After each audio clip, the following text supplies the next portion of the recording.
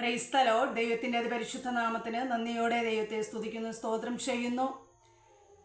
ഇന്ന് സഭ ആരാധനയുടെ ദിവസമാണ്. വിശുദ്ധ പകൽക്കാലം കർത്താവിൻ്റെ വചനവുമായി നിൽക്കുവാൻ സർവശക്തനായ ദൈവം എൻ്റെ ജീവിതത്തിൽ ഇടയാക്കി തന്ന വലിയ കൃപയ്ക്കായി സ്തോത്രം ചെയ്യുന്നു, സ്തുതിക്കുന്നു. 34-ാം സങ്കീർത്തനം 7-ാം വാക്യം വായിക്കാം. യഹോവയുടെ ദൂതൻ അവൻ്റെ ഭക്തന്മാരുടെ ചുറ്റും പാളയമിറങ്ങി അവരെ വിടുവിക്കുന്നു. സ്തോത്രം. യഹോവയുടെ ദൂതൻ അവൻ്റെ ഭക്തന്മാരുടെ ചുറ്റും പാളയമിറങ്ങി അവരെ വിടുവിക്കുന്നു. സ്തോത്രം. ദൈവവുമായി അഭേദ്യമായ ബന്ധമുള്ള, ദൈവവുമായി പറ്റിയിരിക്കുന്ന, കർത്താവിനോടുള്ള ഭക്തിയെ മുറുകെ പിടിക്കുന്ന ഒരു വ്യക്തിക്ക് ചുറ്റും ദൂതന്മാരുടെ ഒരു പ്രൊട്ടക്ഷൻ ഉണ്ട്. സ്തോത്രം. അതെങ്ങനെ മനസ്സിലാക്കാം? നമ്മുടെ വിശ്വാസ ജീവിതത്തിൽ നാം പല വിഷയങ്ങളാൽ തേങ്ങിക്കൊണ്ടിരിക്കുമ്പോൾ, പല വിഷയങ്ങളാൽ നാം ഭാരപ്പെടുമ്പോൾ, നാം വിശ്വസിച്ചുകൊണ്ട് പ്രാർത്ഥിക്കുന്നവരായിത്തീരും. പലപ്പോഴും നാം വിശ്വസിച്ച് പ്രാർത്ഥിച്ചിട്ട് മാറി നിന്നിട്ട് അവിശ്വസിക്കുകയല്ല, വിശ്വാസത്താൽ കർത്താവിൻ്റെ ആ സുരക്ഷിത വലയം, സംരക്ഷണ ഉറപ്പ് വരുത്തിക്കൊണ്ട് ആയിരിക്കുന്ന ഒരു വ്യക്തിയാണ് ദൈവഭക്തൻ എന്ന് പറയുന്നത്. ഭക്തി എന്ന് പറഞ്ഞിട്ട് ഭക്തി എന്ന് നടിച്ചു നടക്കുന്ന വ്യക്തികളെല്ലാം ഇയ്യോബിൻ്റെ ജീവിതത്തിൽ തൻ്റെ പ്രതികൂല അവസ്ഥയിലും കർത്താവിനോടുള്ള ഭക്തി താൻ മുറുകെ തന്നെ പിടിച്ചിരുന്നു.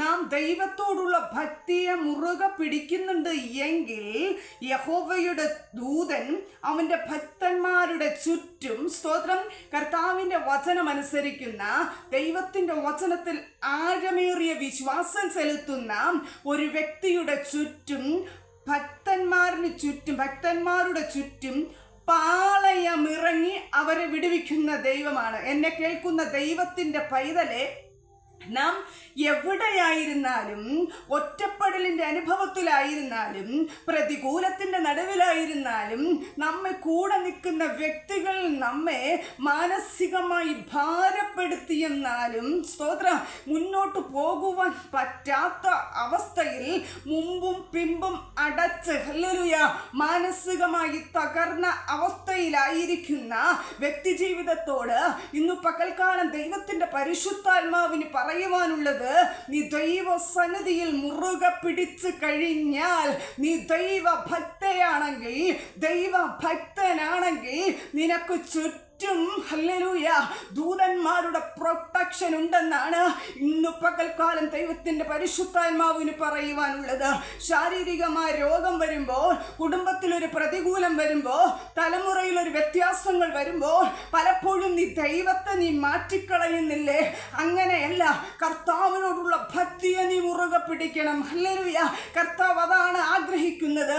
നമ്മുടെ വിശ്വാസം, നമ്മുടെ പ്രത്യാശ, ദൈവമായിട്ടുള്ള ബന്ധം, അതൊക്കെ വ്യക്തിപരമാണ്. എന്നെ കേൾക്കുന്ന ദൈവത്തിന്റെ പൈതലെ, ഇന്ന് പകൽക്കാലം ദൈവത്തിന്റെ പരിശുദ്ധാത്മാവ് വളരെ വ്യക്തമായി പറയുന്നത്, യഹോവയുടെ ദൂതൻ അവന്റെ ഭക്തന്മാരുടെ ചുറ്റും പാളയമിറങ്ങിയവരെ വിടുവിക്കുന്നു. ഒന്ന് ഭാവനയിൽ നീ ഒന്ന് കണ്ടു നോക്കിക്കേ. പ്രാർത്ഥിക്കുന്ന ഒരു ദൈവ പൈതലിന്റെ, ഒരു ദൈവ ചുറ്റും ദൈവദൂതന്മാർ നിൽക്കുന്ന ഒരു ചിത്രം ഒന്ന് ഭാവനയിൽ ഒന്ന് ചിന്തിച്ച് നോക്കിക്കേ. നാം പേടിക്കണോ? നമുക്ക് ആലോചന പറഞ്ഞു തരുവാൻ, നമ്മുടെ മനസ്സിൽ നല്ല കാര്യങ്ങൾ ബോധിപ്പിക്കുവാൻ, നമ്മെ വഴി നടത്തുവാൻ, നമ്മെ പ്രൊട്ടക്റ്റ് ചെയ്യുവാൻ, നമ്മെ മുന്നോട്ടുള്ള കാര്യാദികൾ അറിയിക്കുവാൻ ദൈവത്തിന്റെ ശക്തി നമ്മോട് കൂടെയുണ്ടെങ്കിൽ പിന്നെ എന്തിനാ കുഞ്ഞെ നീ ഭാരപ്പെടുന്നത്? നിന്റെ ഭാരങ്ങൾ നീ കർത്താവിന്റെ കരത്തിൽ വെക്ക്. നിന്റെ പ്രതികൂല അവസ്ഥയിൽ കർത്താവിന്റെ സന്നിധിയിൽ ഇറങ്ങി വാ.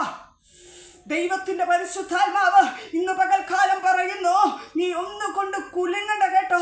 നീ ഒരു ദൈവഭക്തയാണെങ്കിൽ, ദൈവഭക്തനാണെങ്കിൽ, നിനക്ക് ചുറ്റും ദൂതന്മാരുണ്ടെന്ന് ദൈവത്തിന്റെ പരിശുദ്ധാത്മാവ് വ്യക്തമായ വചന വെളിപ്പാടറിയിക്കുകയാണ്. ഈ വചനങ്ങളാൽ ദൈവം ധാരാളം അനുഗ്രഹിക്കട്ടെ. ആമേൻ.